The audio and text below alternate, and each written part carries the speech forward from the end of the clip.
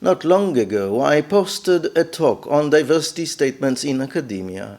As we are back from summer, critiques are sounding concerns over institutional requirements, mandatory requirements of all professors to submit diversity statements as a condition for tenure or promotion in the USA. In this talk, I want to introduce you to those critical sounds. Not that I take a stand, but if we want to understand contemporary academia, this is one debate you should not miss. The first position is by John Salier, who published his piece in Unheard on August 10, wherein he reviews the state of the art. The second is a recent call by the Academic Freedom Alliance, published on August 22nd. Clearly, a storm is gathering.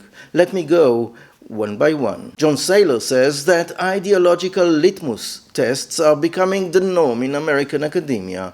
Already, he says, many universities require faculty job candidates to submit diversity statements, 19% of the faculty job listings in one recent survey. Now, similar requirements increasingly apply to sitting faculty members, as diversity, equity, and inclusion statements and criteria have become standard components of the promotion and tenure process. To give one example, last year the highly ranked Oregon Health and Science University School of Medicine released its Diversity, Equity, Inclusion, and Anti-Racism Strategic Action Plan, listing dozens of tactics for advancing social justice. Here is an example. Include a section in promotion packages where faculty members report on the ways they are contributing to improving diversity, equity, inclusion, and anti-racism and social justice. Reinforce the importance of these efforts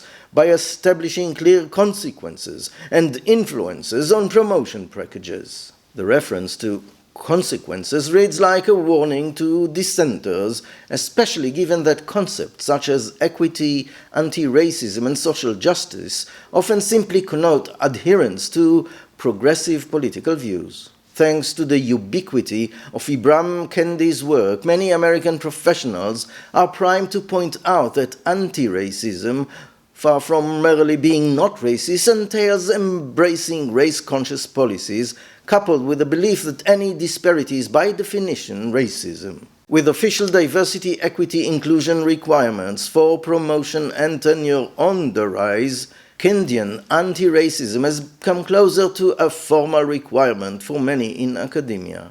In its 2022 survey of tenure practices, the American Association of University Professors found that 21% of the institutions it surveyed require diversity, equity, and inclusion criteria in their standards. For large institutions, it was 45%. Unfortunately, the diversity statements can easily stamp out dissenting viewpoints. At UC Berkeley, for example, job candidates will receive a low score on their diversity statements for explicitly stating the intention to ignore the varying backgrounds of their students and treat everyone the same, and a high score for discussing diversity, equity, inclusion, and belonging as core values that every faculty member should actively contribute to.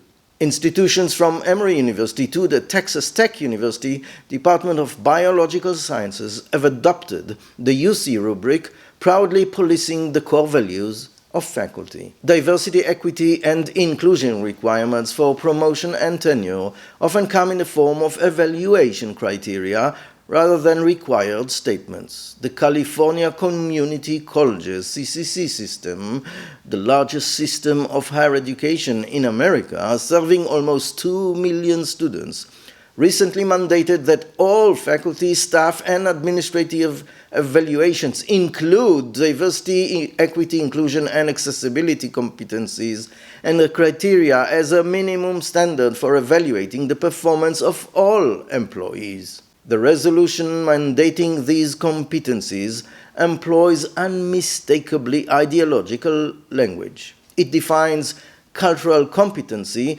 as the practice of acquiring and utilizing knowledge of the intersectionality of social identities and the multiple axes of oppression that people from different racial, ethnic, and other minoritized groups face. A college that qualified these competencies would certainly dissuade faculty from expressing many widely held political opinions, most obviously opposition to affirmative action. Thus, the policy is likely illegal, running afoul of First Amendment law, which treats academic freedom as sacrosanct. Yet, from Arizona to Utah to North Carolina, such policies continue to be adopted and implemented. Indeed, far from any course correction, all signs suggest that diversity, equity, and inclusion statements are breaking into uncharted territory.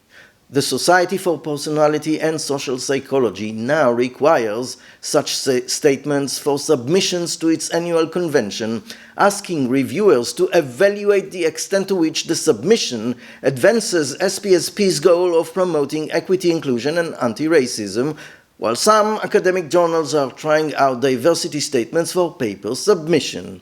Soon, it seems, American academics can expect a choice: demonstrate a commitment to the successor ideology or start looking for another job. Now, the Academic Freedom Alliance is calling on colleges and universities to stop requiring diversity statements as conditions of employment or promotion. This goes too far against academic freedom and constitutional liberties. Here is what they write. The Academic Freedom Alliance urges institutions of higher education to desist from demanding diversity statements as conditions of employment or promotion. The rapid and widespread dissemination of such statements has proceeded with far too little attentiveness to obvious threats to academic freedom. At the very least, institutions should pause any continued solicitation of diversity statements until there has been a thorough airing of their putative benefits, how they are assessed and used, what safeguards can protect against misuse, and what might constitute less dangerous alternatives. An industry of diversity statement counseling has already emerged and could easily have been predicted. There are prevalent and reasonable suspicions that beneath the stated rationales for diversity statements lurk unstated motives that include providing a way to screen out candidates who express ambivalence about DEI programming. The growing regime of DEI testing through false pledges of conformity threatens to impose a suffocating orthodoxy, penalizing expressions of DEI skepticism, though such skepticism exists across a wide ideological range that includes not only right-leaning scholars but left-leaning scholars as well. Fortunately, there are signs that increasing numbers of academics are becoming aware of the need to respond with candor and determination to procedures that might seem to be innocuous but that are detrimental to core values of higher education. As I said, I do not take a position on this debate. I am not American in the first place. Either way, there are legal and moral issues here, but if you consider landing an academic career or, as you heard, submit a paper to a conference or a journal, you might be required soon to submit some kind of diversity statement. And if you want to land an academic career, do not forget that the link in the details below is your entry ticket. Click now. Until the next time, I am Professor Gad Yair.